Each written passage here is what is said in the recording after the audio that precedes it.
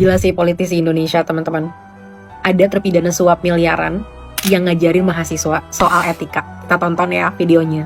Karena itu misalkan menggunakan kata-kata yang tidak sopan, yang saya kira semua yang masih rasionalitas, yang memiliki rasionalitas dan yang memiliki suatu pemahaman tentang budaya bangsa kita, saling menghormati, saling menghargai. Saya kira bahasa-bahasa yang digunakan seperti siapa itu, yang mantan dari UGM itu adalah sangat tidak pantas diucapkan dan itu tidak menjadi contoh. Bayangkan saja kalau orang-orang seperti itu nanti muncul sebagai pemimpin, mau jadi apa negeri ini? Nah, mestinya kan bagaimanapun Pak Prabowo kita harus hormati.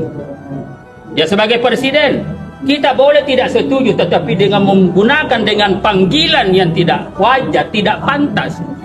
Tentu mestinya saya punya keyakinan bahwa sebagian besar bangsa Indonesia ini tidak respon terhadap apa yang dilakukan oleh saudara saudara Tio itu, dan saya kira itu tidak bisa jadi contoh. Ada politisi senior tuh lagi nyeramahin Tio, katanya kritik jangan cuma modal makian, harus pakai etika, harus pakai nilai. Kedengarannya bijak banget ya, bener sih gitu kan. Sampai kita ingat siapa bapak ini yang ngomong seperti ini. Tahun 2019 bapak ini pernah divonis bersalah, terbukti menerima suap 2,2 miliar rupiah di kasus proyek listrik PLTU Riau 1. Iya, miliaran duit yang nyangkutnya ke proyek negara.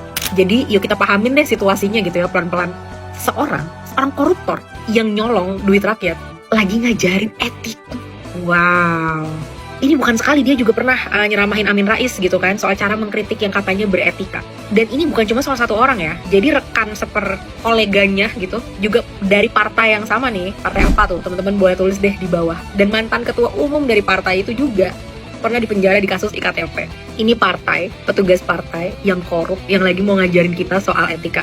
Kadang-kadang aku penasaran gitu ya, apakah salah satu syarat untuk masuk ke partai ini kamu harus jadi koruptor gitu? Kalau kamu jadi koruptor, kamu akan menduduki jabatan-jabatan tinggi di partai ini. Nah, teman-teman, itu jejaknya tadi, itu bukan aku yang bilang ya, memang udah ada hitam di atas putih, ada juga di pengadilan bahkan gitu hukumnya. Untuk generasi-generasi muda. Kenapa ini bisa terjadi? Karena ini selalu ditoleransi sama generasi-generasi sebelumnya. Partai kok bisa naruh orang korup dalam partainya? Orang korupnya buruk muka, cermin dibelah sama dia. Nah, jangan pernah kita toleransi lagi di masa mendatang. Jangan pernah pilih partai-partai seperti ini. Partai yang masih mempekerjakan koruptor, yang masih menerima balik koruptor. Apalagi habis itu koruptornya nggak tahu malu gitu ya dengan nyeramahin generasi muda tentang etika, yang bahkan si Tio ini dia nggak pernah nyuri duit rakyat gitu. Dibayar nama duit rakyat juga enggak. Nah, orang ini udah dibayarin nama rakyat, nyuri lagi duit rakyat, nyeramahin lagi. Waduh. Keterlaluan sih. Ini kalau masih dipiara nih sama partainya. Gila sih teman-teman, bener-bener gila sih. Udah, kita generasi muda jangan pernah pilih lagi.